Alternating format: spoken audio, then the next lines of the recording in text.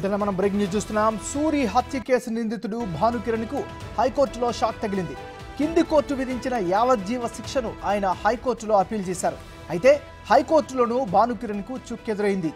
కింది కోర్టు నిర్ణయాన్ని హైకోర్టు సమర్థించింది.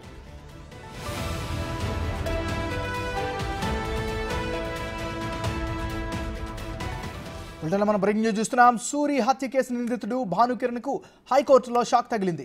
కింది కోర్టు విధించిన యావజ్జీవ శిక్షను ఆయన హైకోర్టులో అప్పీల్ చేసుకున్నారు. అయితే హైకోర్టులోనూ భానుకిరణ్కు చుక్కెదురైంది. కింది కోర్టు నిర్ణయాన్ని హైకోర్టు సమర్థించింది.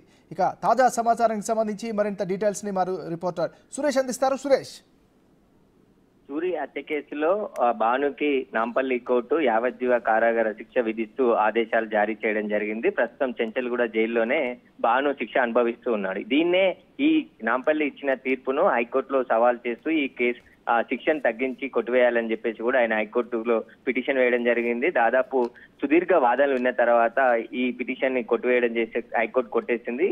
భానుకు కింది కోర్టు విధించిన శిక్ష సరైందే అని చెప్పేసి కూడా సమర్థించింది. ఈ శిక్షని మేము దీనిపైన కొట్టివేయలేం, స్టే ఇవ్వలేము అని చెప్పేసి కూడా తేల్చి చెప్పడం జరిగింది. దీంతో భానుకిరణ్ కి హైకోర్టులో కూడా చుక్కెదురైందని చెప్పొచ్చు. సూరి హత్య కేసులో ప్రధాన నిందితుడిగా భాను ఉన్నాడు కాబట్టి సరైన సాక్ష్యాధారాలు అన్నిటినీ కోర్టుకు సబ్మిట్ చేయడంతో కింది కోర్టు లైఫ్ ఆయనకి విధించడం జరిగింది శిక్ష. దాంతో పాటు ఈ కేసుకు సంబంధించి ఈ లైఫ్ శిక్షనే తను కొట్టివేయాలని చెప్పేసి కూడా ఇటు హైకోర్టుకు వెళ్లడంతోనే హైకోర్టు విచారించిన అనంతరం ఈ భాను వేసిన పిటిషన్ ని కొట్టివేసింది. Right, thank you Suresh.